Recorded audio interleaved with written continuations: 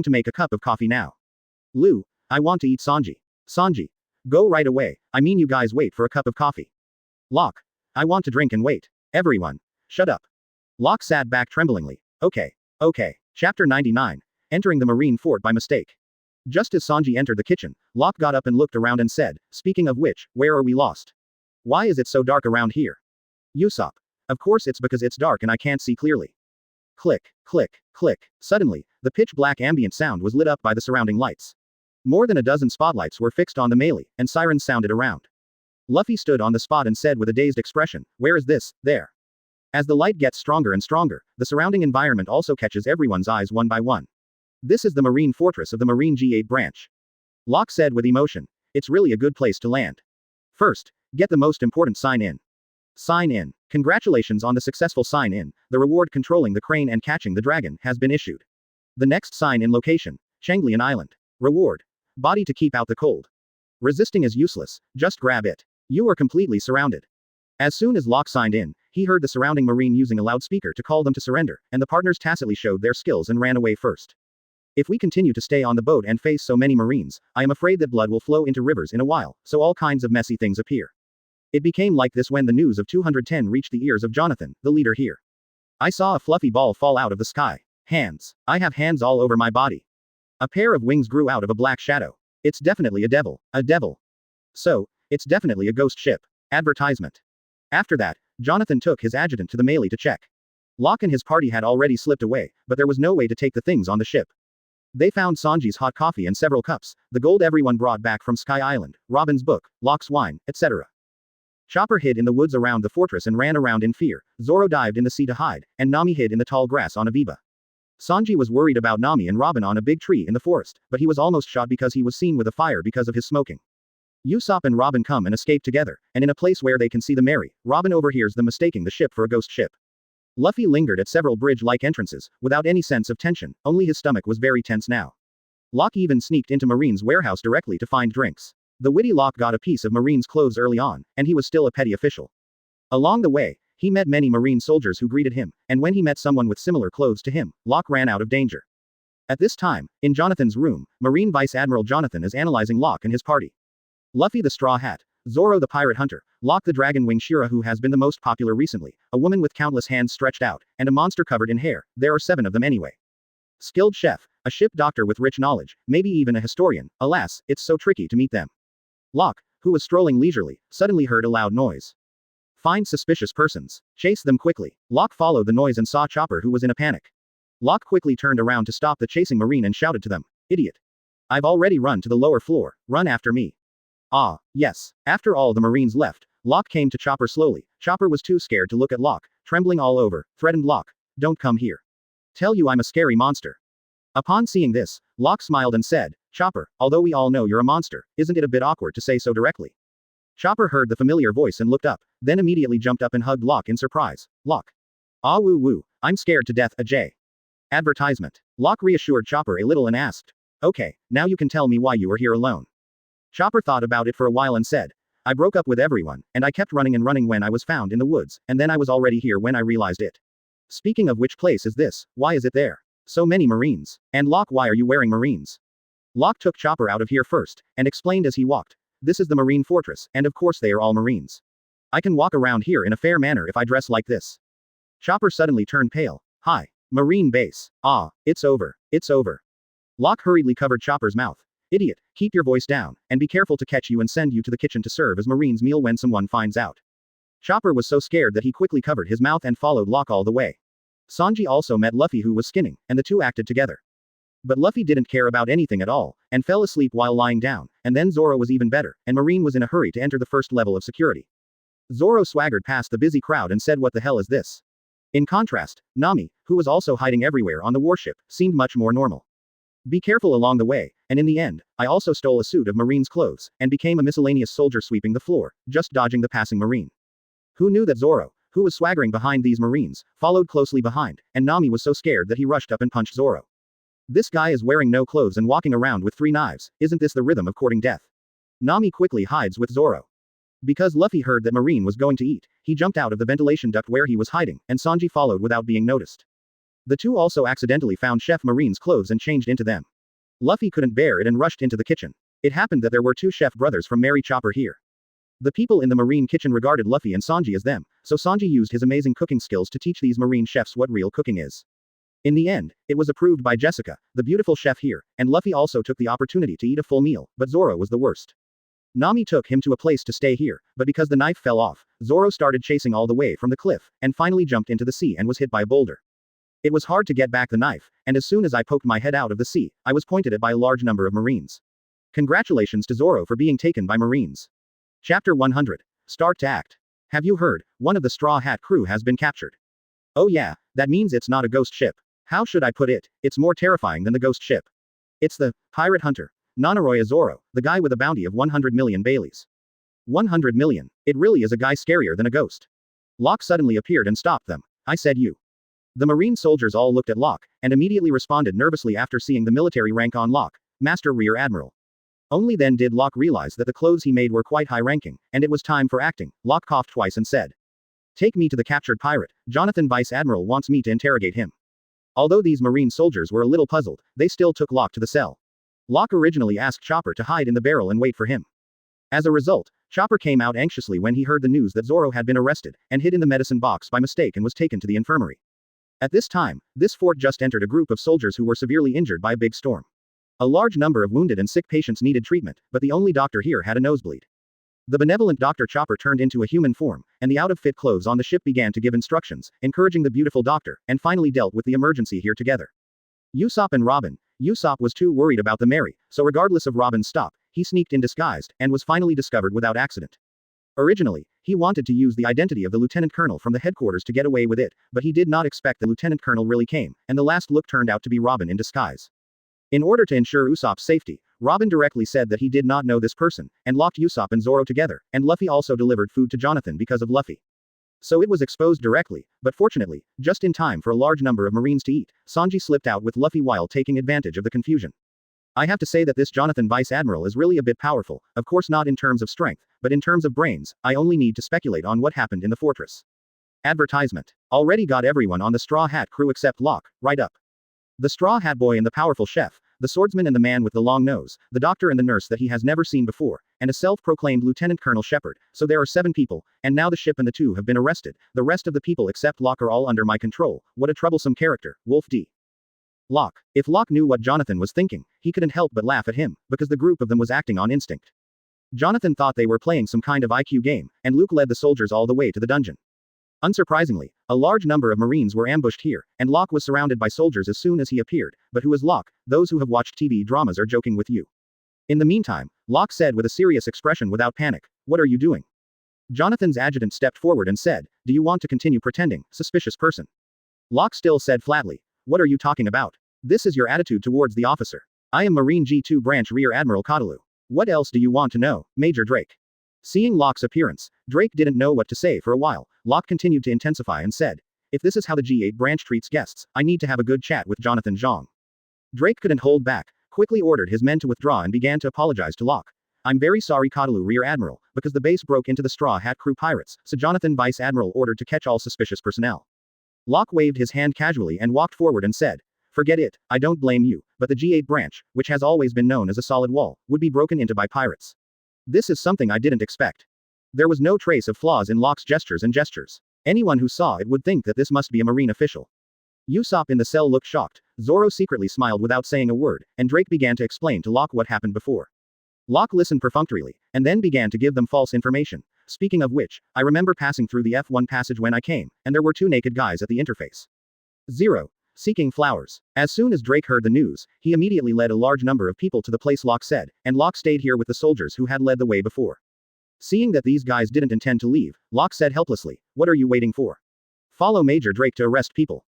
Advertisement. Ah, yes. Now Locke is left alone. In addition to Zoro and Usopp, there is a Lieutenant Colonel Shepard who was used by Robin in the cage, but this guy has been knocked out by Zoro. Seeing that no one was talking, Locke leaned back on the stool and took out a bottle of wine leisurely and said, "So, what should we do now? Are we going to rescue you and make a big fuss and leave?" Zoro. Who knows, let's not talk about this, just get me a bottle. Usopp. Hey, let me tell you, the situation is so dangerous now, you two still want to drink. Locke. Don't worry, there will always be a way, I think it should be coming soon. Usopp. What? When everyone was chatting, they heard a familiar voice coming from the entrance. Usopp. Zoro, where are you? Locke responded to the top. Go down, Luffy. As expected, it was Luffy and Sanji who came, and now the Straw Hat crew was halfway together, and then they were really going to make a big fuss. Locke broke Seastone's cell with his fists attached to his hands, and Zoro and Usopp were also saved. But at this time, Dreyfus, who found out that he had been tricked, was already on his way back. And the alarm was sounded, and now people from the entire Marine Fortress began to come to them, and everyone tidied up a little. Luffy. Guys, get out. Usopp. Hey, wait for me. Don't let Zoro lead the way, I don't care if you get lost. Zoro. Usopp the B******************* D. Locke. Ha ha ha, that's right, come with me, first meet up with your partners. This is the beginning of the Straw Hat Crew escape battle. Chapter 101. Escape from the Great Battle. Under the leadership of Locke, although the crowd did not lose their way, they were still surrounded by a large number of Marines. They stopped and all started gearing up for a fight. In this scene, there is no other way but to fight, but if it has been consumed here, it will definitely not work, so under Locke's instructions. Luffy quickly used rubber gatling to make a passage, and the rest of the people followed closely behind, all the way to the exit and found that there was no way in front of them. It just so happened that Jonathan was right above them at this time. Jonathan. Straw Hat, and Locke, you finally showed up. Luffy. Uncle Fortress, so you are here. Jonathan. Because this is my room. Luffy stepped forward and waved to Jonathan with a smile. Well, we have already escaped from 707, I told you, I will go out when I want to. Jonathan. Yeah, so you want to get out now. Luffy. Yeah, we're going out now.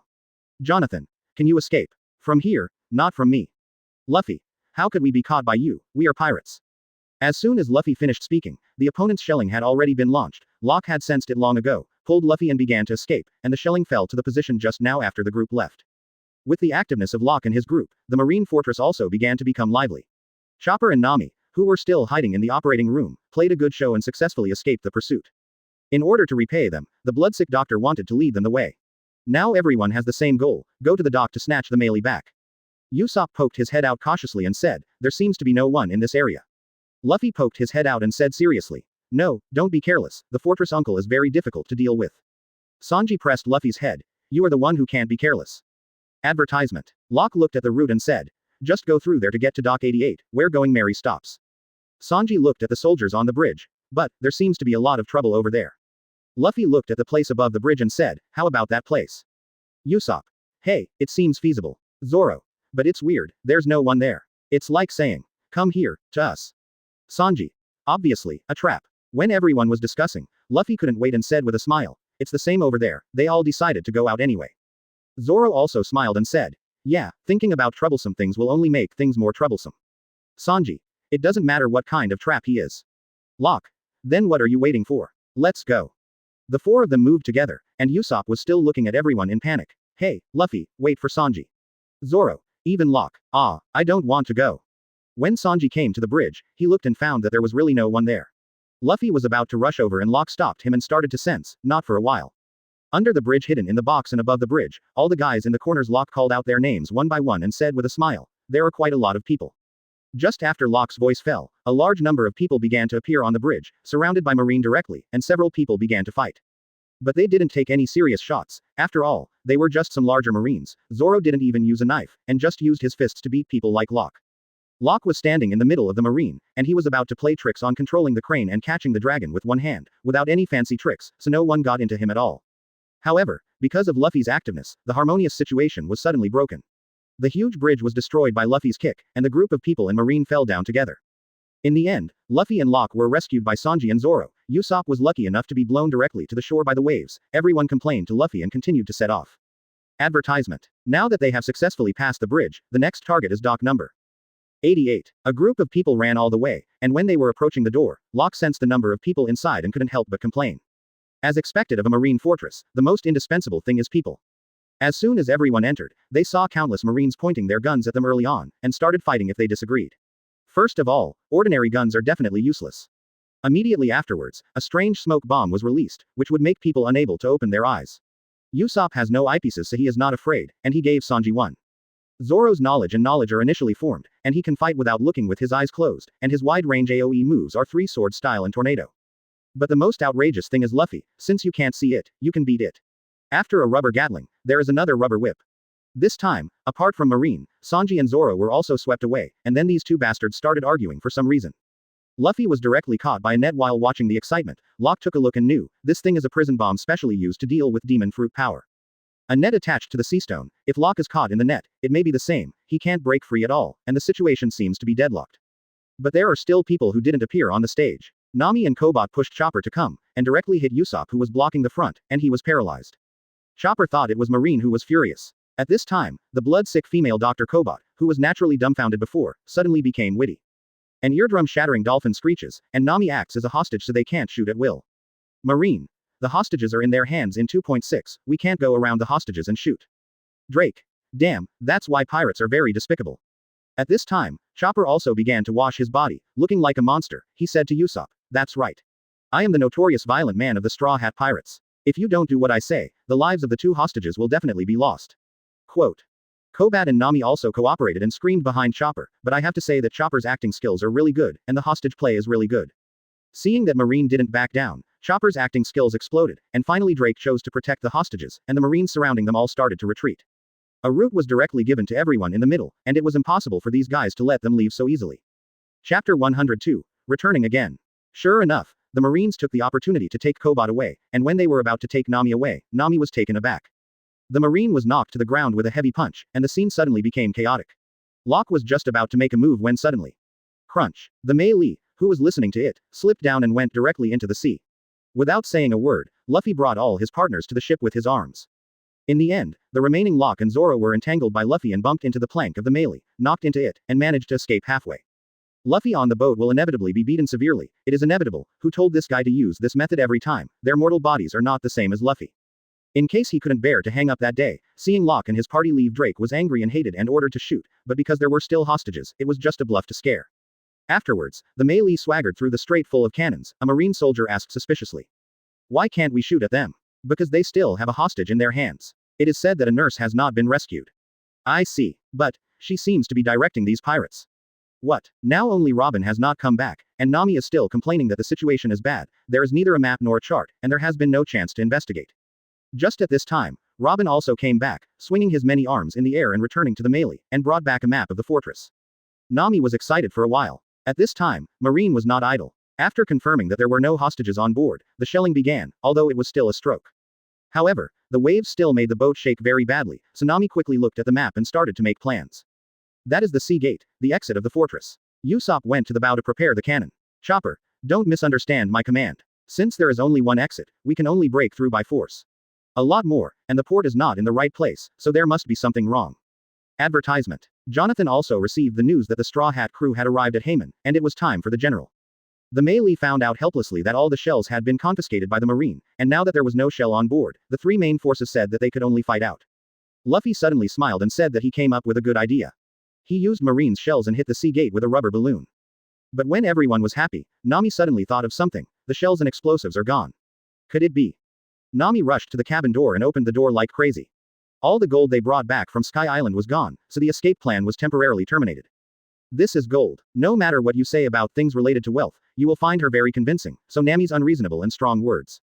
When everyone reached the door, they turned back with a full right rudder, and the next game was the second round of the game with Jonathan Vice Admiral. In the smoke of gunpowder, relying on the level of Nami's world's #1 navigator, the Melee escaped the chasing warship all the way without any risk, and asked all the pursuers. And according to Robin's information, I learned that there are many docks here without warships, so Nami decided to hide the Melee. After determining the target, the Melee quietly drove to this dock without warships. Usopp. What's next, Nami? Zoro. It's not too late to go out now, you should go back to Haman and escape outside. Usopp. Yes, the marine here is not built, although I also want gold, but life is still important. Chopper. What about Luffy? What do you think? Luffy lay on the table and said weakly. I want gold, but I'm hungry, Sanji wants to eat. Sanji got up helplessly and said, I'll go and find materials to see what I can do. Usopp. The warehouse is empty now. Quote. Advertisement. Nami said. Do you really want to give up the gold and run away like this? Everyone nodded in unison, and Nami began to use tricks and said with a smile. Oh, that's such a pity, we could have divided up the gold, so everyone can get a lot of gold after dividing it. Usopp. Did you mean even split? Luffy. I've been waiting for a moment for a long time, I want to buy a bronze statue. Chopper. Yes, then I can buy books that record top medical skills. I want to learn a lot of medical skills that I don't know. Sanji also started to pick up the abacus, new saucepans and frying pans, and cutlery and large mouse traps, and buckets and other miscellaneous things. Zoro and Locke looked at each other and smiled. You can drink to your heart's content now. Afterwards, Nami brought up the matter of repairing the ship, because he didn't know how much the Melee would cost to repair, so he had to wait until he got the gold back to consider how to divide it. Talking about this, Locke unconsciously froze for a moment, but recovered quickly, without anyone noticing the reason for this. It was because Locke knew that Melee's journey with them was coming to an end. When 303 was discussing with everyone, suddenly Luffy stood up and said seriously. Okay, I've decided. Find a ship repairer to be our partner. Our journey is still long, but it is an indispensable skill anyway. Melee is our home. Let's find a ship repairer who can protect the ship. Shipwright. After speaking, Luffy sat down and continued to drink coffee. Zoro complained. The core of the team is quite like that. The more people chatted, the more excited they even forgot what the most important premise right now is to get the gold back first. Robin reasoned a little bit about this map. The location of the gold was quickly found, the most difficult storage room in the marine fortress to enter. Okay, now the location of the gold is probably confirmed, and finally the only thing left is to hide the Melee. Everyone can set off with peace of mind. They listened to Usopp's suggestion and spent a day using some materials from abandoned warships to put a shell on the outer layer of the Melee. In this way, at first glance, it will be recognized as a warship, and it can be a good cover to escape after getting the gold. But everyone has been busy for a whole day, and they didn't plan to act at night, but Luffy is still full of energy and Nami is unwilling to wait for a second. So everyone could only make some preparations and set off. Chapter 103. Battle to retake gold. Usopp. Wait a minute, really, are you planning to go directly without any plan like now? If this is the case, the result is already expected before it starts. Locke stepped forward at this time. After all, it's not very good to be salty. Occasionally, he can still give some instructions. Usopp is right. First of all, it is too conspicuous for the 8 of us to act together. Zoro. It's true when you say that. Locke. But there is one more important question. Where is Nami, Waiba? Nami was taken aback for a moment before remembering that she had hidden Biba when she ran away, and then forgot about it. Locke rubbed his forehead helplessly and took out the map and said. In that case, our plan will be divided into 2 teams. First, the gold-winning team Luffy, Zoro, Robin, plus me. Then there is the Waiba middle-income team Nami and Sanji. Sanji's eyes were full of peach blossoms and he said excitedly, this plan is so perfect, Locke. Let's work together. Ms. Nami. Locke ignored Sanji and continued. The last is the Melee side, Usopp and Chopper, the task of watching the ship is entrusted to you, and Melee must not suffer any damage. Usopp put on a salute and said, yes. Guaranteed to complete the task. Locke smiled and continued to plan. First, the Gold Squad should avoid the normal route and go straight to the vault through the shortest coastline. The rest is Nami. Do you remember where Waiba is? Nami looked at the map and replied. Well, in the bay on the east side of the island, at the foot of the old volcanic wall of the double volcano, it should be near here. Locke looked at where Nami was pointing and began to think about it, because the two places were in completely opposite directions and the distance was too far away, but Locke soon discovered that there was also a paddle boat here, which was enough for 2 people. With this, you can save a lot of distance, and everything will be arranged in this way. Locke patted the map and said. The final assembly point is here, do you understand? Everyone. Yeah, just do what you say. Sanji has already set off with Nami in a boat to find Waiba, and it's time for them to set off. With Robin leading the way, everyone soon saw the door of the target location. Locke directly used the dragon wings to fly over with the crowd, all the way in because of Luffy's movement, it can't be considered small, but he didn't even meet a marine. The road was unimpeded, and Locke had already sensed a large number of marine soldiers hiding in the dark, but these guys were not to be feared, so there was no need to think about it. Because they didn't stop the group, they soon saw the huge safe door in front of them. Locke. It should be here. Advertisement. Robin. It looks pretty sturdy. Luffy. There seems to be a lot of good things besides our gold. Zoro. So what to do next? Before Zoro finished speaking, he heard that Luffy had already started. Rubber, pistol. The fist bounced back and hit Zoro's face. Luffy said calmly, ah, sorry Zoro. The next second Zoro was holding up his clothes and started threatening. Locke didn't bother to pay attention to the 2 creatures who stepped forward to study how this thing works. At first, Locke thought it wouldn't be too difficult, it was just a simple lockpicking, but as the result became more and more confused, Locke gradually became irritable. Suddenly got up and rolled up his sleeves and was about to smash this thing with a punch. Zoro hurried forward to stop Locke. Hey. Calm down. If there is too much movement, it will be bad for us. Locke yelled angrily. Damn the door. You wait. Robin looked helplessly at his 3 teammates, and suddenly the familiar spotlight appeared, and the hidden marine soldiers appeared, where Locke and the others had entered before. The huge iron gate also fell, and many marines appeared and surrounded them. You rats over there, surrender obediently, don't now. Call out. The leader who hadn't said anything was thrown out by a stone from Locke. What a coincidence, I happen to be angry and have no place to release it. Locke put his right hand in the pose of a pistol, dragged his left hand underneath, and the next second a red energy appeared on his fingertips, waving peacock gun. Clang. Hundreds of flaming peacocks spewed out, and the whole cave was lit up for a while. Luffy looked at the scene in front of him and said excitedly, oh. Locke is very suitable for a banquet. Exclamation mark quote. Locke said helplessly. When you say that, I feel that the price has dropped a lot. Advertisement. Locke turned away from the excited Luffy and asked Robin, how? Can you untie it? Robin nodded and replied, no problem, it just takes a little more time. Locke. Okay, then the task of delaying time will be handed over to us, let's get bored. The chaotic battle starts. Luffy rushes into the crowd like a wild horse and fights wildly. Zoro is much more normal, gathering monsters and then clearing them in a wave. Locke was crazily using the wave peacock gun to edge the OB. By the way, he protected Robin from being affected by concentrating on unlocking. After a while, Robin finally opened all the locks. But it's a pity that there is no there gold in it, only a huge painting, which shows a fish. Zoro. Backquote looks like we've been tricked badly. Robin. I fell for it. Luffy. There are such big fish paintings there too. Locke. Why do you focus on this, but I have to say that Jonathan Vice Admiral is really cunning. Zoro. Now it seems that we can only do a big job, and then open all the 5 iron doors, and then look for gold. Locke. No, don't worry, there is still a good show that hasn't been staged yet. When everyone was still wondering, all the iron doors behind them opened, and the person who came was the genuine Shah who was beaten by Robin, Nuo Qian Zhao, and took away his clothes, and then was beaten by Usopp in prison. Colonel Pard. But this guy is just a joke, and he brought a few soldiers who were not well injured in the big storm before to attack them, and then took out a big treasure. The latest portable rocket launcher developed by the Marine headquarters is called the Sea Eagle Claw, which is said to be as powerful as a battleship gun. As a result, this guy took it backwards the first time, so he hit his own people first, and only after reading the manual did he understand what was going on. Just when he wanted to fire another shot at Locke and the others, Robin directly activated his ability, causing Shepard to start firing wildly at his own people. After some explosions, all the Marines that blocked the way were almost cleaned up. From this point of view, the power of this thing is indeed not bad, and now the Iron Gate is also opened. Everyone just said to leave, and Locke couldn't help but admire Shepard. What a good teammate. Chapter 104. Perfect execution. After leaving, the 4 of them walked and chatted on the road. Locke. In short, find a safe place to redo the battle plan. Robin. There shouldn't be such a place in Baron now. Luffy. Yes, it's the cafeteria that Sanji and I went to. Zoro. Isn't that where Marine eats? Locke. Although it sounds unreliable at first, it is indeed a safe place when you think about it carefully. Luffy.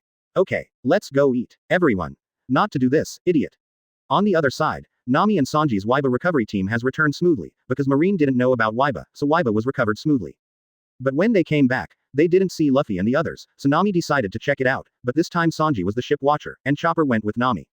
Nami heard about the empty vault on the cliff, and then realized that the vault is a trap. On Locke's side, Locke still underestimated Luffy's ability. He began to suspect that Zoro's road craziness at the beginning was not that serious, and he must have been brought by Luffy. This road craziness is also quite outrageous. However, Locke felt that there were acquaintances in the next room, and they went in and asked them whether it was the female Dr. Kobat who helped them before and the old man who helped them leave, and they were still father and daughter. However, when everyone went in to inquire, they just chatted briefly. They still had no clue about the location of the gold, and they could only search aimlessly. While staying on the mountain, Locke sensed that Nami was coming, and Nami rode a Waiba all the way up the mountain to find everyone. Locke felt a little unreasonable. Waiba's voice is the same as that of heavy cavalry, how can they not be heard, and how did Nami know their location? After Nami arrived, everyone began to rest the Shangwang plan. Advertisement. After the hint given by the uncle just now, what kind of bait to fish for, Nami made some speculations, and Robin made some speculations and came to a conclusion. The gold is the bait, and the fisherman is Jonathan. The bait is used to lure them to take the bait, and it must be near the fisherman. That is to say, the gold is located in Jonathan's room AJFH. After coming to a conclusion, Nami and Locke went to Jonathan's room, and the rest went to the coast to wait for Chopper to pick them up. Luffy was already too sleepy. Moreover, the Waiba can only seat 2 people, so Nami rode the Waiba and took Locke to a place where he could see Jonathan's room, and the next thing to do was pass it on. In the middle is the bridge that was destroyed by Luffy before, and now it is surrounded by heavy soldiers. It is impossible to sneak past. Anyway, you will be discovered. He could only rush over at full speed, Locke said with a relaxed smile. Just don't worry, I'm here. Nami also smiled knowingly and drove the Waiba straight out. When it fell into the sea, it was spotted by the spotlight, and a large number of bullets hit them. Locke directly spread out the dragon wings to wrap Nami up, and the dragon wings were all bounced off naturally, although Locke's dragon wings did not have the strength of the armed color. But one bullet is more than enough. With Locke's protection, Nami only needs to look ahead and drive the Viking at ease. Locke quickly pointed out the location. Nami took Luffy directly and rushed in through Jonathan's window. Jonathan was still writing something there, obviously frightened. This is really shocking. What is your means of transportation? When no one responded, Nami looked at Locke and asked, is this the commander? Locke nodded and got out of the car with a smile. Yes, commander of G8 branch, Marine Vice Admiral Jonathan. Jonathan. I didn't expect you to come here at all. Although it's the first time I met you two, you should be considered acquaintances. It's completely unpredictable, Locke. If it wasn't because you are pirates, so I welcome the barbaric visit. What a pity, bold and daring. When Jonathan spoke, a large number of Marines had come in and surrounded them. Nami ignored Jonathan and said, before that, don't let us get hooked without bait. Where is the gold? It's hidden in this room. Somewhere. At least show us. Locke patted lightly and Nami interrupted her, pointing to the pile next to him and said, hey, Nami, don't ask, it's right there. Advertisement. Nami also asked with some vigilance, it can't be a fake. Jonathan smiled and said, these are all genuine products at a fair price. If you don't believe me, you can confirm for yourself. While still talking, Locke had already walked over to pack all the gold, and greeted Jonathan with a smile. After packing, please excuse Jonathan Vice Admiral, we have to go. Jonathan hurriedly said, oh, this is not acceptable, the hooked fish cannot be let go. At this time, the surrounding Marines had all raised their guns, and Jonathan also reminded Nami not to act rashly. First of all was Locke. Looking at the Marine Locks who were close to him in front of him, he put down his golden fist and said, Jonathan Vice Admiral, if you insist on doing this, I can't guarantee the casualties of these soldiers after I do it. Jonathan ignored Locke, and the Marine soldiers continued to step forward and fired directly. Locke easily dodged with a sense of knowledge. It turned out that it was the seastone net that had caught Luffy before. Seeing that Locke dodged a large number of soldiers behind him and started to use this attack, Locke knew that it was impossible for these attacks to hit him. After seeing Nami's movements, Locke didn't intend to make a move. It's enough to hold them back. When Nami finished casting the spell, a large thundercloud appeared in the room. Quote.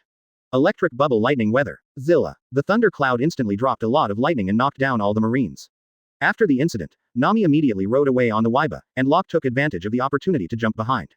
The two left just like that, and Jonathan was still watching them from the window without panicking at all, but at this time our good teammate Shepard came to make trouble again. He ordered a warship to intercept the pirate ship, but what he didn't expect was that the Melee was no longer a pirate ship, but a warship that looked like a warship. Following the warship ordered by Shepard all the way to the exit position, when passing by them, the camouflage of the Melee was broken and restored to its original appearance.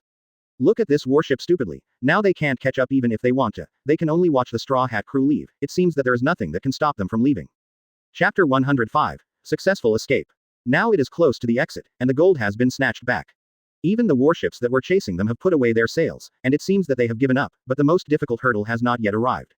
Locke is a man who knows the plot, so of course there is a spoiler. Locke pretends to be looking at the map of the fortress inside and then calls Nami.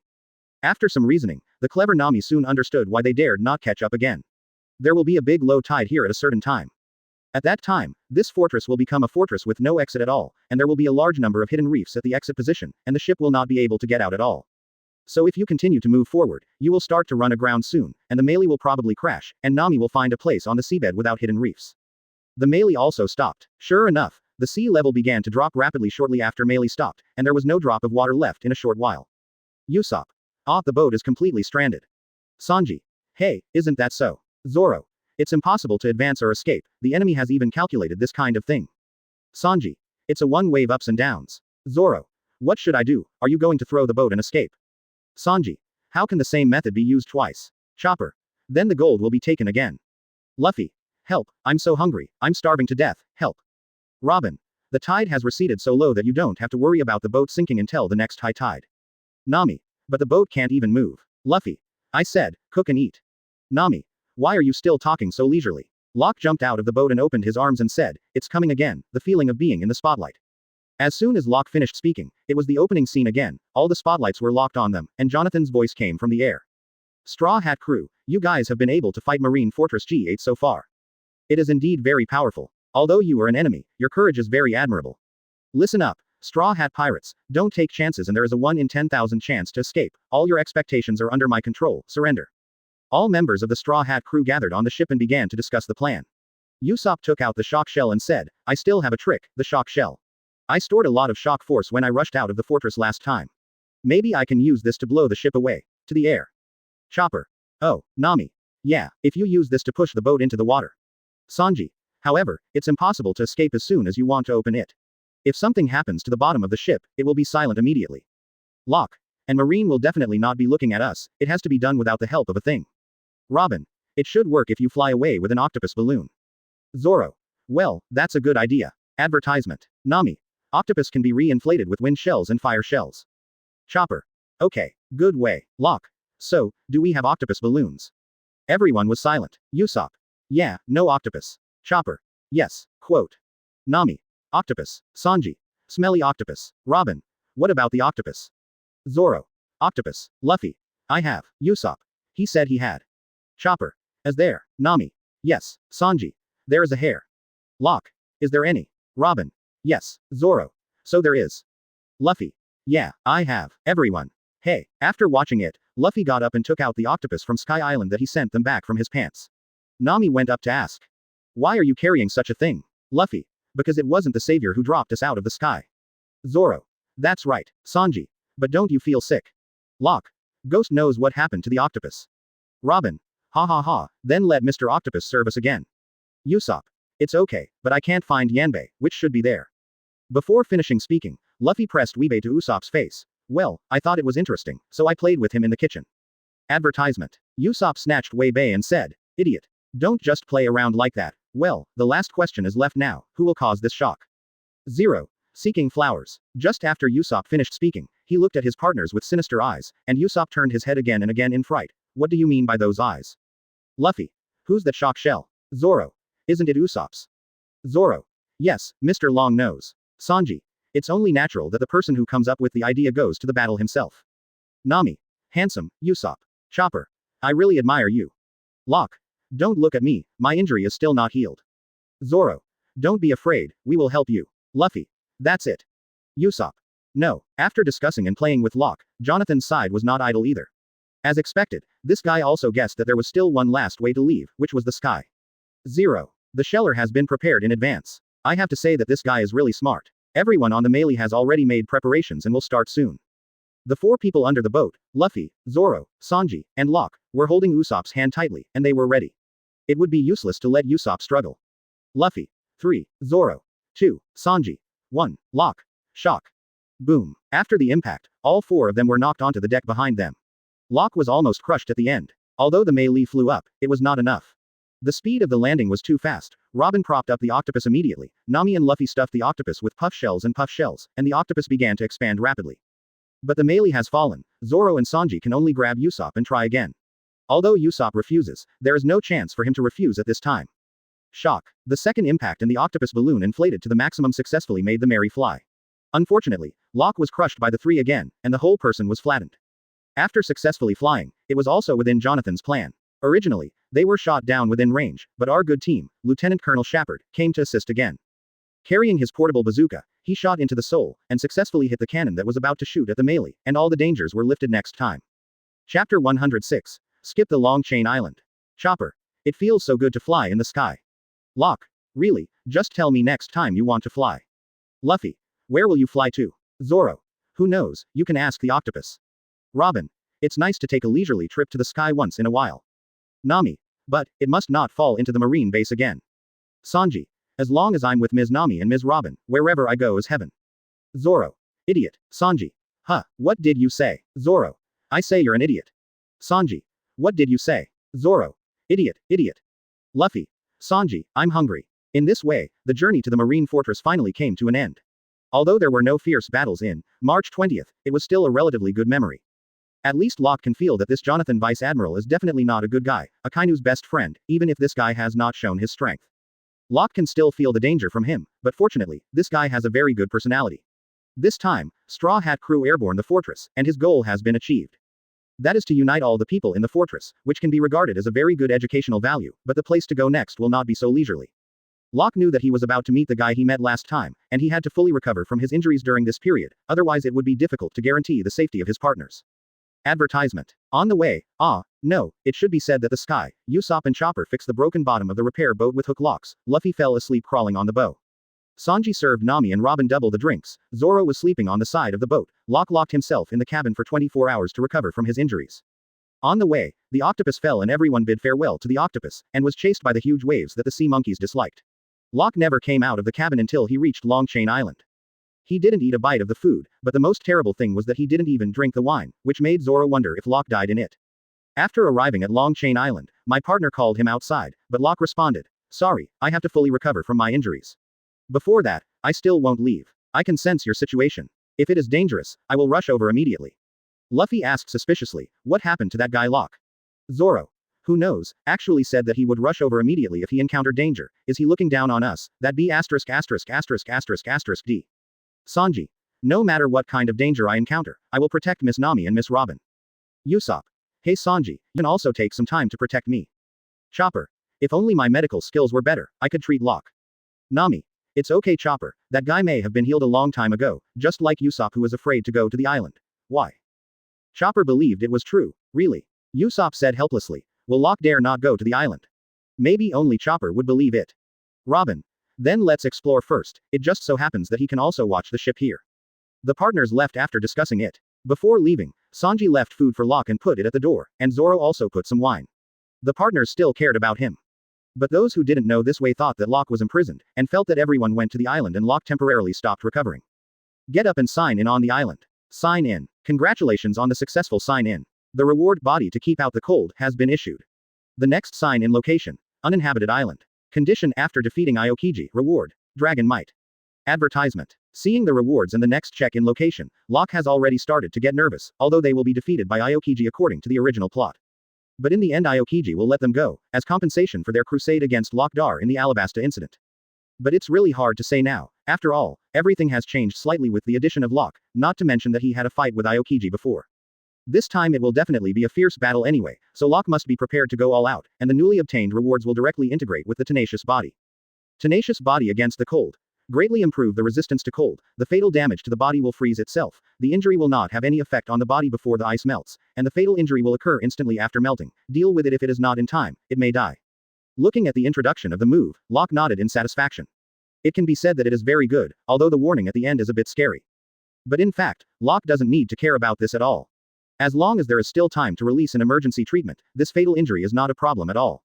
Now the top priority is to continue to recover. Up to now, Locke has not fully recovered from his injuries from the last battle with Enel, because the final ringing of the golden bell is equivalent to returning to the light. Originally, the body had already been scrapped at that time, and it can be said that it was completely overloaded in the last moment, and the body left too many hidden injuries. When Locke was concentrating on recovering, Luffy and the others had already seen many wonderful creatures on the island, such as a very long dog, and a white horse like a giraffe. There are also all kinds of very long things. Luffy and the others also met an old man who had been on stilts for 10 years because he was too tall to get off.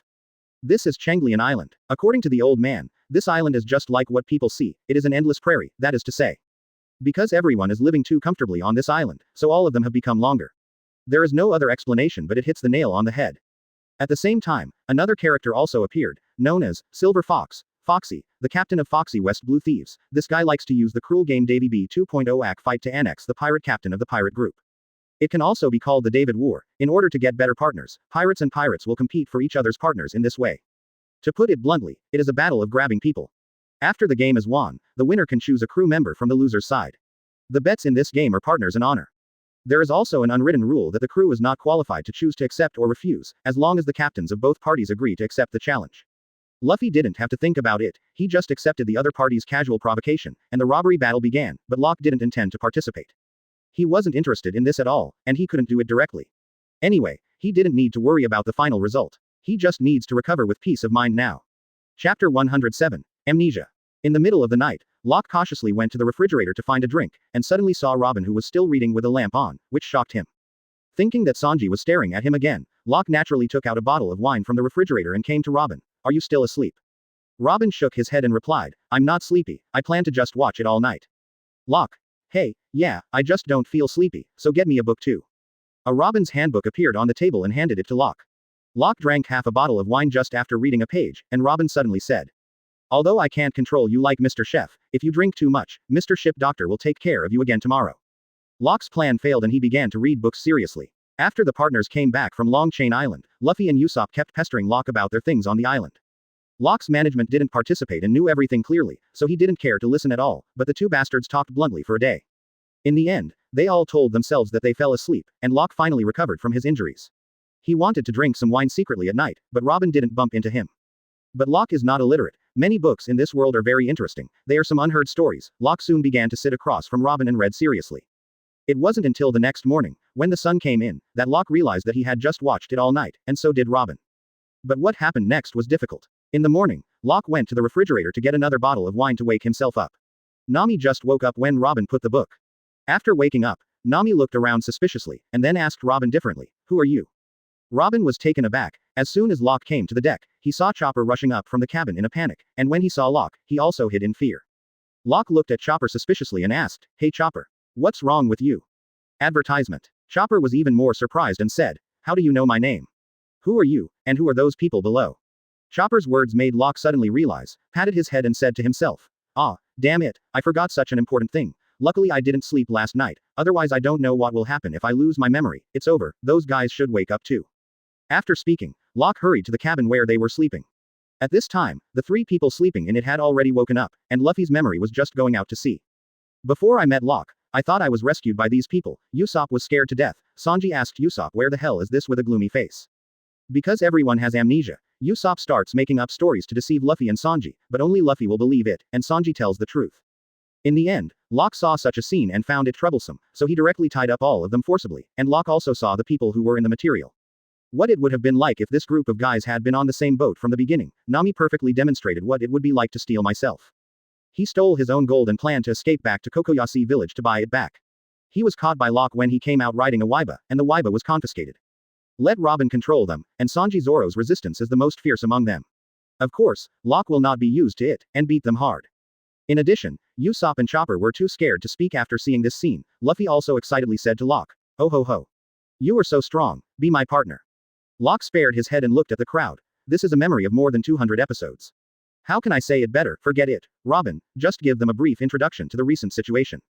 Robin nodded and told everyone that their current position is the Great Root. This is a pirate ship, and everyone is a partner on the ship, with their own responsibilities. Whenever someone doesn't believe the rebuttal, Locke will show evidence to make them disbelieve, and Nami is still angrily saying that pirates are the most despicable guys, and that he will never be a pirate in his life. Another perfect interpretation of what made me scold myself. Locke had no choice but to tell Nami about the previous defeat of Arlong. Nami still couldn't believe it after listening to it, but what Locke said was hard to refute, and finally the rational Sanji decided to believe Locke. Advertisement. Those who don't believe that Zoro insists on fighting with Locke in an upright manner, Locke really has no choice but to take this opportunity to beat up Zoro Wolf. Although Zoro's current strength is not bad, he is still too young in front of Locke. Of course, Locke will not kill him, purely beating people. In the end Zoro had to agree with Locke's words. Usopp and Chopper naturally didn't dare to say anything, and Luffy had no reason to believe it because of his intuition. Finally, after teaching all these problem children a lesson, Locke said to everyone, listen, that guy will definitely be back tonight, and he must be caught by then. Everyone spent the day on the boat vigilantly. In the middle of the night, except for Robin and Locke, Zoro and Sanji were awake, and the rest were asleep. Nami was tired and fell asleep while maintaining vigilance, while Luffy and USO 807 Puba fell asleep heartlessly. Woo, woo. The sound of conch shells suddenly made the awake people fully vigilant. Locke hurriedly asked Robin to wake everyone up, and everyone saw it after waking up. A brat kid holding a seahorse stood on the head of the melee. The kid looked like he needed to be beaten, and he mocked them arrogantly. But this guy has no strength at all, and the real culprit is not this kid, but this brat is also very annoying. Locke silently used microsteps to arrive behind the child in an instant, lifted the guy up, and grabbed the seahorse with the other hand. Seeing Locke's speed, both Zoro and Sanji were startled, and Locke didn't talk nonsense with him and threw the kid on the deck, then grabbed the seahorse and started to exert force. Hema immediately let out a scream, and Chopper translated instinctively, "Why do you guys know?"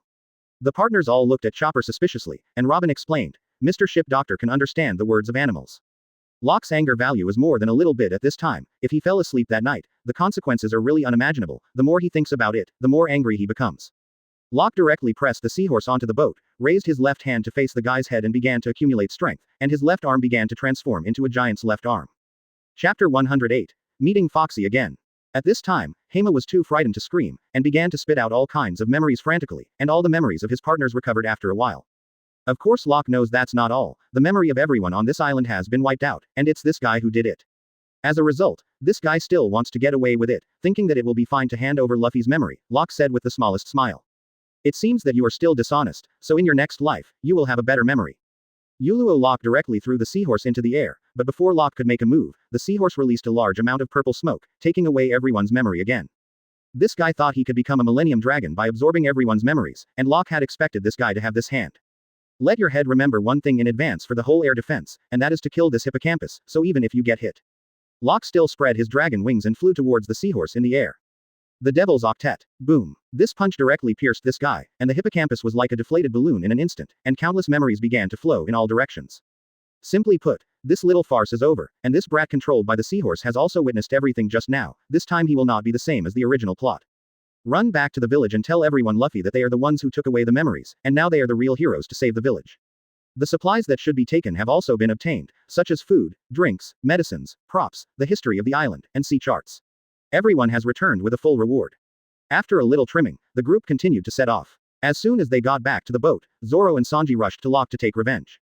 Zoro said that Locke had beaten him like that before. It's still covered in bandages, Sanji's because he saw that before Locke hit him, it was all revenge for not letting him drink.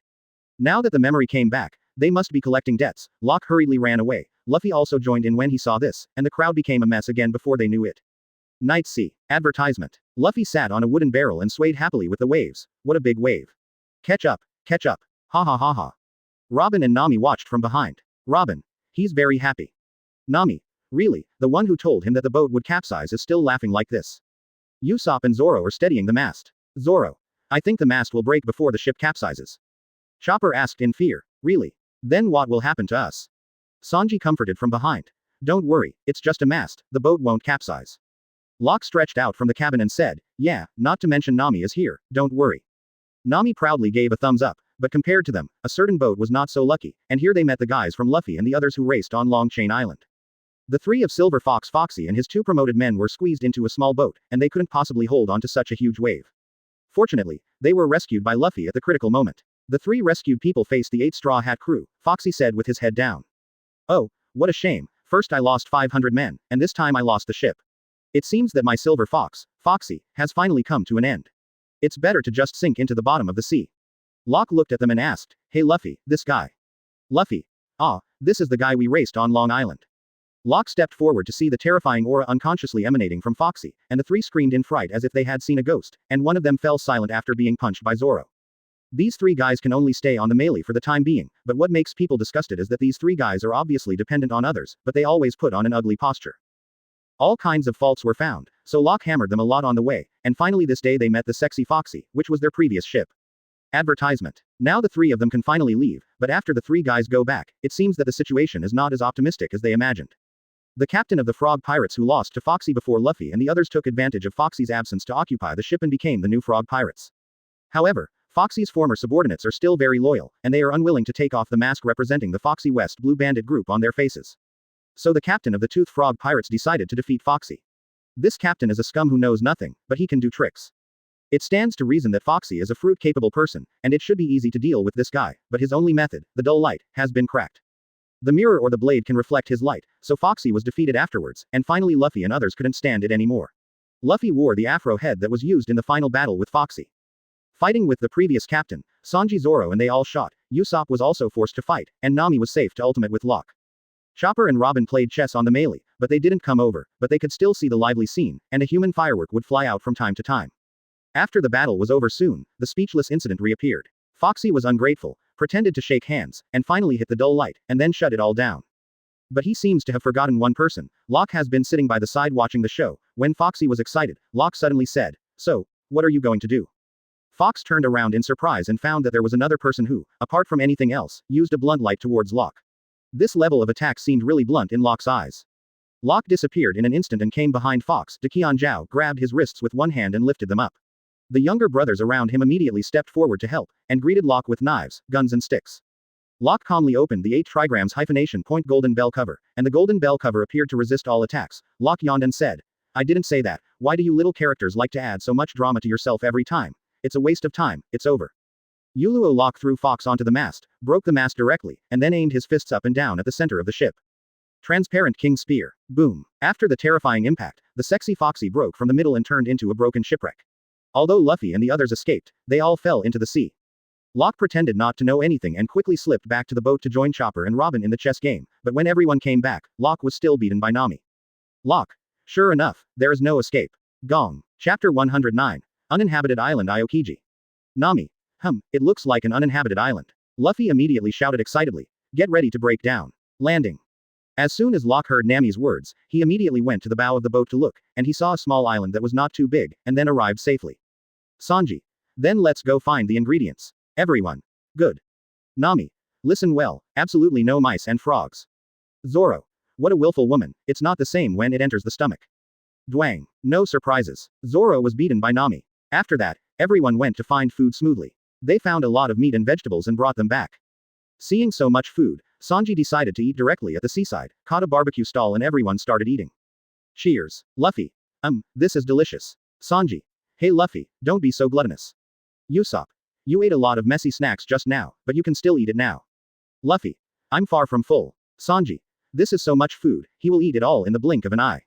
Chopper looked at Robin who was still reading a book and said, Robin 107, if you don't eat it soon, you will be gone. Robin responded with a smile, it will be over soon. Advertisement. Chopper stood up and went to get a barbecue for Robin and said, no, if you only know how to read books, you will become a bug. Don't people say bookworms bookworms. The pleasant barbecue continued, and Fox, who was pretending to be a crab, followed up again to destroy Luffy and their boat. In the end, Luffy really regarded it as a crab, and because he made a move on Luffy, he finally smashed it away. Everyone was full and continued to go to the island to find food for storage. Locke walked at the end alone and his whole body had entered a fighting state. Breathing is all in a state of concentration, and I heard my partners chatting in front, saying that there is a trace in the middle of the road, which looks like it was left by a passing bicycle. Robin also saw some problems, but he was not sure, but he was about to meet the Lord soon. After walking out of the woods, everyone came to a very open place. Chopper saw a huge mushroom growing on the stone and immediately went over happily, followed by Luffy, but soon after everyone ran over, they saw that it was a person's head. No need to think about who he met, Locke burst out with a terrifying murderous aura, and began to walk forward step by step. All the partners were startled. Nami. Locke, you are. Usopp. It's not good, Locke seems very angry. Zoro. This killing intent. Sanji. Locke, don't scare Miss Nami and Miss Robin. Chopper. Locke is terrible. Locke is terrible. Locke walked all the way to the front and blocked Luffy, looked at the person in front of him and said, we meet again, Aokiji. Robin was so frightened that he sat down on the ground. Nami seemed to have thought of something and shouted, Aokiji. Could it be said? Aokiji turned to look at Locke and said, Allah, so it's you. Don't be so heavy. I didn't accept any mission to come here. I just went out for a walk because of the nice weather. At this time, Robin also began to reveal the identity of Aokiji. The Admiral of Headquarters, one of the highest combat forces in the Marine Headquarters, is codenamed Aokiji. Nami backed away in shock and said, that means he is the Marine Admiral that Locke met before. Advertisement. Aokiji looked at Robin and smiled, Allah, you have grown into a beautiful woman, Nico Robin. Everyone looked at him nervously. Usopp plucked up his courage and said to Aokiji, why is a person like him here, to find those big pirates who offer hundreds of millions of bounties, instead, anyway, quickly disappear. The voice became softer as he spoke, and the last AJFH words were almost inaudible. Aokiji ignored Usopp's words and looked at Nami. There is also a fascinating lady here, are you free tonight? Sanji frowned instantly. What are you doing? You are a big fool. Usopp is the same as Sanji. Listen to people. Aokiji stretched out his hand helplessly and said, wait a minute, really, you are the ones who don't listen to people's speech well. Didn't I say that? I just came for a walk. Don't be so excited. Besides, you are just. It is. Forget it, I forgot. The appearance of Aokiji made the partners complain for a while, thinking that Robin had misunderstood the person. How could this kind of guy be Marine Admiral? When Locke saw Aokiji's appearance, he temporarily put away his murderous look and said to him, if you were like this last time we met, I wouldn't have to fight desperately. Aokiji. Don't say that, my purpose as a Marine is to implement lazy justice. Anyway, wait a minute, I'm tired of standing. Locke. Lazy justice, just by looking at it. After lying down, Aokiji looked at the crowd and said, I just said it directly, I didn't come to catch you, so you can rest assured, after the Alabasta incident, Nico Robin disappeared, I just came to confirm her news, that's it, now it looks like I expected. Sanji. This guy is really lazy. Usopp. But he does look like an admiral in a way, the way he doesn't take anyone seriously. Aokiji continued to lie down and said, but I will still send a report to the headquarters, plus her words, the total reward amount will change. 300 million, 230 million, 100 million plus 79 million for a total yes. I don't know, anyway, that's how it is. Seeing Aokiji's appearance, Locke confirmed that there is no danger now, and Luffy was so excited that he wanted to beat him up, thinking that Aokiji was here to shoot him. Even so, Aokiji was still not angry, and actually listened to Luffy's words and prepared to leave later. Afterwards, a large number of refugees appeared, and they drove out only after hearing the news that Aokiji was a Marine. They were originally passengers on a tourist boat, but they encountered a frog swimming in freestyle and crashed their boat, so they drifted to this uninhabited island. Started a life with no next meal. After coming out, the injured chopper treated the injured in time. Usopp and Sanji went to bring the previous food for them to eat. For a while the atmosphere was not as bad as Locke thought, at least for now. Aokiji suddenly said, get ready to go, fortunately there is an inhabited island not far from here, where you can receive adequate treatment better. Chapter 110. The imminent battle. As a result, Luffy shouted anxiously to the group of refugees, hey! Don't listen to his nonsense, he is a Marine. Most afraid of the sudden silence of the air, one of the refugees broke the atmosphere, is there any problem? Luffy was stunned for a long time and then suddenly realized, yes, this is very good, for ordinary people, Marine is their own, and we are the bad guys, ha ha ha. Afterwards, everyone helped these refugees pack some food and pack them up. Aokiji has always behaved very well and talked, and everyone except Locke and Robin has already put down their vigilance. But when they came to the seaside, when people asked Aokiji how to send these refugees away, Aokiji's actions stunned everyone. I saw Aokiji put one hand into the sea, ignoring the sea beast rushing out to eat him. Ice Age. In an instant, the whole sea and the sea beast were all frozen. After doing all this, Aokiji slowly walked ashore and said, it will last for about a week, so please walk slowly in this direction, and you will find that sea beast in about 4 days. This is an inhabited island, it may be a bit cold, you should keep warm. After that, these refugees said goodbye to Luffy and the others. After they left, the friends played on the ice for a while, and when they returned to the shore, they found Aokiji was sitting there watching them. Luffy stepped forward and asked, what's wrong? Aokiji scratched his head. How should I put it? You are exactly the same as your grandfather, Monkey D. Luffy, should I say you are unrestrained or unrestrained? Luffy heard that his grandfather was also very frightened, his expression changed, his head was sweating profusely and his whole body was trembling. Aokiji continued to speak. I used to be taken care of by your grandpa. The purpose of my return here is to see you, Nico Robin and you. Of course, Locke, you should know what I'm going to do. The partners turned their heads to look at Locke. At this time, Locke's murderous aura broke out again, and his body began to change little by little. He stepped forward and said, advertisement. Sure enough, it will still be like this. Aokiji. It looks like you guessed it, I'd rather you die here. Although the government doesn't pay much attention to you now, but if you look carefully at your experiences, you will find that you have a lot of backbone. Although there are not many of you, these dangerous people will become more and more troublesome when they get together. From the beginning of wanting you to the present, your growth rate is too fast. I have always dealt with some lawless guys, so I think your future will be very bright, terrible, Locke, and especially you. Usopp hurried forward and said, why did you say that suddenly? Didn't you just say you were just here for a walk? Aokiji. The reason I'm particularly dangerous is you, Nico Robin. Luffy P********* D off and yelled at Aokiji, you be ******** D is after Robin. Watch me beat you up. Aokiji continued. The amount of the bounty not only represents the level of strength, but also shows how much threat these people pose to the government. When you were only 8 years old, you became a bounty criminal with 79 million Baileys, even though you were still a child at the time. But you survived dexterously, relying on methods such as betrayal and exploitation, so the place you chose to hide this time is probably this group of people. Sanji became anxious when he heard this. Hey you be ******* D. Stop saying such unpleasant things. What kind of hatred do you have with Ms. Robin? Aokiji. There is no hatred, but in terms of friendship, she escaped from me once before, but that was in the past, and you will understand immediately, and then start to regret bringing such a troublesome woman. The best proof is, all the obstacles that have been related to Nico Robin so far have perished, but she is the only one who survived. Why, Nico Robin? Luffy. Shut up B*****************. D. That's all in the past, not the present. Usopp. Exactly. If we were talking about the past, we still have a pirate thief and a pirate hunter on board. Nami came up and knocked Usopp on the head. If you don't understand, don't say anything, just shut up. Sanji. Compared to before, now is the most important thing. Chopper. Robin is our most important partner now, don't speak ill of our partner. Aokiji looked at Straw Hat Crew. I see, it seems that you have a very deep friendship with them. Zero. Seeking flowers. Advertisement. Robin was also anxious and directly attacked Aokiji. What are you trying to say? If you want to catch me, just do it. 30 rounds of flowers bloom. Click, click. With Robin's hands, Aokiji's body turned into shattered ice, which also meant that the battle had begun. Locke took a look at his companions and made up his mind to protect them. Aokiji's body reappeared, and he randomly tore off a handful of grass to make an ice skate and was about to attack Robin. At this time, the three major forces of the Straw Hats attacked. Zoro stepped forward to block the skate, Sanji kicked the skate away, Luffy punched him, but the result was that the three of them fell to the ground in pain with their hands and feet froze. Sanji was about to give Robin a cold hug, but Locke wasn't going to allow that to happen here, just when Aokiji was about to get his hands on Robin. Locke suddenly appeared and punched Aokiji. Half of Aokiji's ice body was knocked back by Locke. Locke hurriedly said to Robin. Stop staring at Robin, take the three of them back. Robin was still in shock and hadn't recovered what was going on, but upon hearing Locke's words, he quickly used his ability to bring the three of Luffy to Chopper, and Chopper quickly treated him. Aokiji looked at Locke and said flatly, Allah, I forgot that you were still here, Wolf D.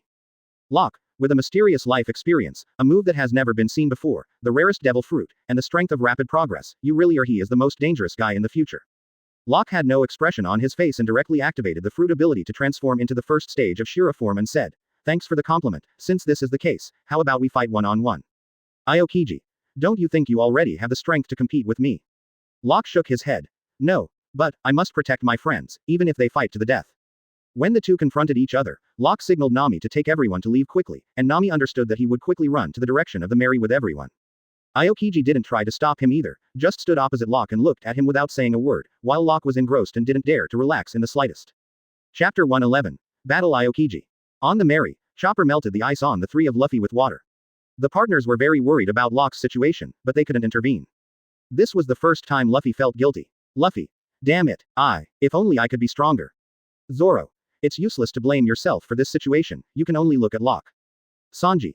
That B******************************** D, what are you talking about heads up at this time? Chopper asked Robin worriedly. Robin, Luke, can he win? Robin shook his head solemnly. I don't know, although I know that Locke is very strong, but that man is even more terrifying, 163 inches. Nami.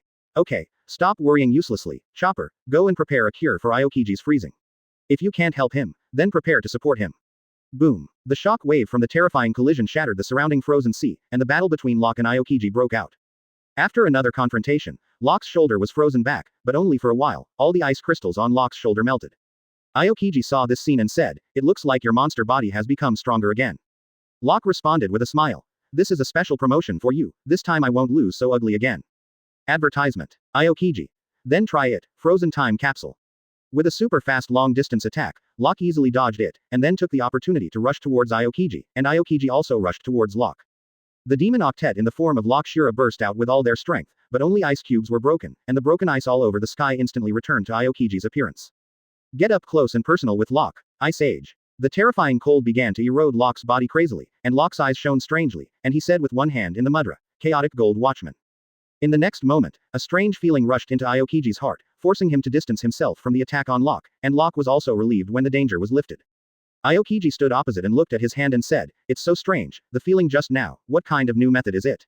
Locke took a long breath. I thought you would continue to attack. Aokiji. If I had continued just now, I would have been the one who got hurt. What a terrible way. Locke didn't deny that his eyes continued to stare at Aokiji, the sense of incongruity just now, unless it is Locke's top-notch knowledgeable person, if he is a general knowledgeable person, he will definitely be recruited.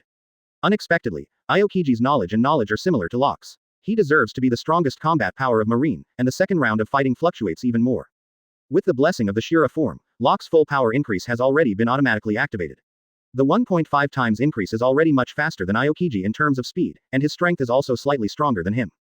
But the difficulty is that there is no armament hockey, which makes Locke's powerful attack moves unable to cause damage to Aokiji, so during the battle, Locke is fighting Aokiji entirely with his combat awareness. Aokiji's fruit ability is really too tricky, even if Locke attacks with gloves, he can't find a chance. Advertisement. The battlefield has become a frozen area, Aokiji may appear from anywhere at any time, although Locke can sense it. But after that, Aokiji's methods can hide, and if he can't hide, he can only resist. After suffering countless injuries, a large number of ice crystals began to appear on Locke. However, part of it was not caused by Aokiji, but Locke's physique played a role, which means that some fatal injuries have already appeared on Locke. Can't continue to consume anymore. Locke activates Shira's anger to release the second phase of Shira form. His body begins to expand rapidly, and his partners on the other side of the island can see Locke's appearance. Seeing the huge monster in front of him, Aokiji couldn't help but sigh with emotion. Allah, is this really about to become a Shira? I didn't expect this terrifying ability to have room for growth. Aokiji can feel that if Locke's fruit ability can continue to grow, it will even surpass the ability of Martial Sengoku in the future. With a wave of both hands, Aokiji released a large number of ice spikes from the ground towards Locke, the second block in the air. Locke opened the 8 trigrams hyphenation point golden bell cover, and the huge rotating golden bell cover successfully resisted Aokiji's attack. I saw Locke clenched his hands into fists and shouted to the ground, "Permeable King Gun." Boom. The penetrating impact directly destroyed half of the island, and Aokiji also released the Ice Age at 1.5 again, this time the ice block also directly covered the entire island. Then all the trees on the island turned into huge icicles. Under the control of Aokiji, they continued to attack Locke, and the golden bell of Locke began to crack. But even so, Locke still didn't fight back. He planned to end the fight with one move. Locke knew that none of his moves could have much impact on Aokiji. Only his strongest move still had a chance, and Locke untied the golden bell cover at the right time, and countless huge ice thorns all hit him. Naturally, Aokiji would not let go of this opportunity, and directly used Ice Age again, intending to completely freeze Locke. Chapter 112. So far. The ice started to spread upwards from Locke's feet, and Locke ignored Aokiji's ice to lock his position, and his whole body was ignited with golden arrogance. In the second stage of the Shira state, the explosive range of Locke's deliberate punching has also become much larger, and now it has completely covered the position that Aokiji can reach. Aokiji saw the arrogance on Locke's body and remembered Locke's move last time. The freezing speed increased, and it came to Locke's neck in the blink of an eye. But Locke still kept punching, and was completely frozen in front of Aokiji when he was about to release. The partners who saw this scene all looked at the scene in disbelief, and the 3 of Luffy rushed over directly, intending to rescue Locke. Click, click, click, but the next shattering sound made Aokiji frown, and suddenly looked up at the frozen Locke. Locke's eyes were shining blood red in the ice crystals.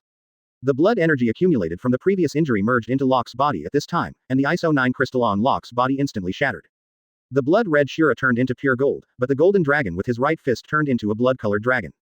Blood deliberately fist. The blood-colored dragon waved with Locke's right fist, and the terrifying power erupted, and the poor island was instantly shattered. The sea surface at the bottom was directly smashed into 10 black holes. This is the normal performance of deliberate punching every time he makes a shot, but the range of power this time obviously exceeds any previous release. Advertisement. However, the scope of Locke's move is really too big. Fortunately, the melee is on the edge of the island, and was finally shaken away by the shock wave. With the island as the center, a huge sea black hole has appeared at this time, and there is nothing left, and Locke is falling down in the air. Aokiji was missing, and the 3 Luffy who ran down to rescue Locke before had fallen into the black hole at sea, and the partners on the melee were at a loss. He wanted to save people, but seeing the terrifying black hole in front of him, he didn't know what to do. In the end, Nami stopped the melee on the edge of the black hole. Usopp plucked up the courage to fix it on the boat with a hook lock, and jumped into the black hole to find his companions. At this time, Aokiji appeared on a piece of ice near them on the sea. At this time, Aokiji looked a bit embarrassed. At least his clothes were torn, his body was burnt black in many places, and the bloodline at the corner of his mouth had just been wiped off. I really convinced you that you made me so embarrassed and fell for your tricks. Since I accepted your challenge, I have won at this moment, which means that the duel is over. If I ask you again at this time the other people shot because I didn't know the rules, it's really a good plan. Locke, can you still think of your partner at this time? Looking at Aokiji's appearance at this time, he didn't completely dodge Locke's attack just now. In the end, Aokiji stared at the black hole on the sea for a long time without knowing what he was thinking. Before leaving, he reached out to freeze the black hole that Locke made, but he was not shooting at other people, but helping them. Nami was so scared that she hurriedly drove away the melee, but just as she was about to leave, she found that the ice had stopped, only the black hole was frozen, and the surrounding sea area was still fine. This is equivalent to providing them with a ground, and Usopp quickly finds the Luffy trio below, and the helpless Locke, with the help of Robin. Quickly brought them all back to the boat. Chopper quickly checked one by one. The 3 of Luffy were only affected by Locke's attack, and there was nothing serious. Advertisement. Serious injuries are unavoidable, but not life-threatening. Locke's serious injuries can't be more serious. Every time Locke goes through this kind of battle. When Chopper checked Locke's body, his first reaction was that he must die, but Locke's heartbeat was still very normal every time, which also gave Zhang a unique way to treat Luo's shoe. Let Locke regain consciousness in the shortest time first, and deal with the fatal wound on his body. As long as Locke wakes up, the remaining dangers can be ignored. Usopp. Hey Chopper, how's it going, Locke? Chopper. I don't know either. A normal person's body should be dead long ago with this level of injury, but I don't know what Locke said. I have treated all the wounds on his body, but the internal injuries of his body are too serious. Quote. The injuries in Locke's body were mainly caused by frostbite and 580 pierced by ice thorns in the last blow. Generally speaking, Locke didn't pay a big price for this battle. Because the gap between the two is still relatively large, the most critical issue is armament hockey. Without armament hockey, Locke and Aokiji's previous fight, no matter how great the momentum is. In fact, Aokiji was not injured at all, only Locke was being beaten all the time, so the real key was the last punch. Aokiji did freeze Locke. But Locke still kept one hand, that is blood energy, blood sheer as talent. The blood energy accumulated from the previous beatings was added to the deliberate punch at that moment. Kung broke through the ice and caught Aokiji by surprise, and the Mary didn't travel very far for a few days after that, because Locke didn't wake up for a long time. The three of Luffy also woke up on the third day. 1 and 2 seemed to be fine, and Locke didn't feel alive except for a normal heartbeat. After Zoro woke up, he also thought of putting Locke in the breath posture, so that when he regained consciousness, he could heal himself. Chapter 113. The Sea Train and the Giant Frog.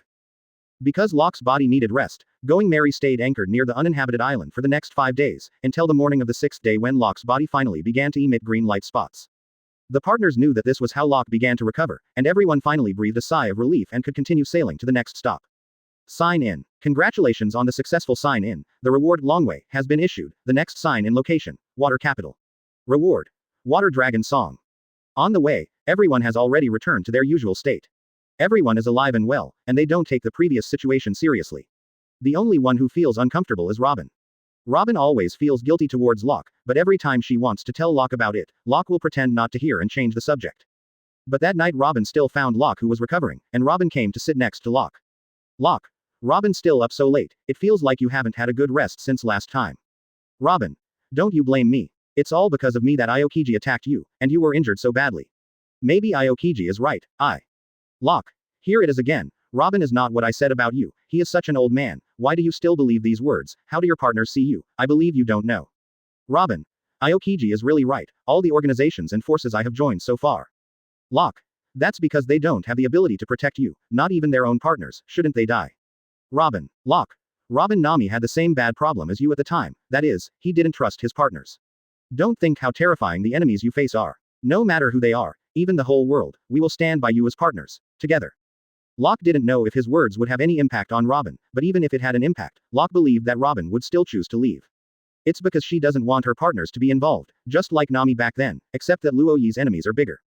Advertisement. In this way, the two ended their conversation at night. Robin went back to rest, Locke continued to recover from his injury, and there was nothing to say all night. Early the next morning, Locke's recovery was interrupted by the violent shaking of the ship, and he heard the noise outside. Locke also came out to inquire. As soon as they opened the door, they saw that Nami was teaching them a lesson. Nami. Hey, I'm talking about you guys. Why do you change the course of the ship casually? Luffy, who was rowing hard, said excitedly, listen to me Nami, we found the big-eyed frog who has been seriously injured. Nami asked differently, what are you talking about? Luffy. We're gonna have to grab that and make a whole frog roast. Zoro and Chopper complained at the same time, so you plan to eat? Locke looked through the binoculars and indeed found a giant frog swimming free in the sea, as well as a lighthouse. After seeing it, Locke handed the telescope to Nami, and while Nami was watching, Luffy asked, what's the matter? Did you see the island? Nami shook his head and said, no, there's only a lighthouse, and it's not recording the direction indicated by the pointer. Luffy. Where's the frog? Show us the direction of the frog.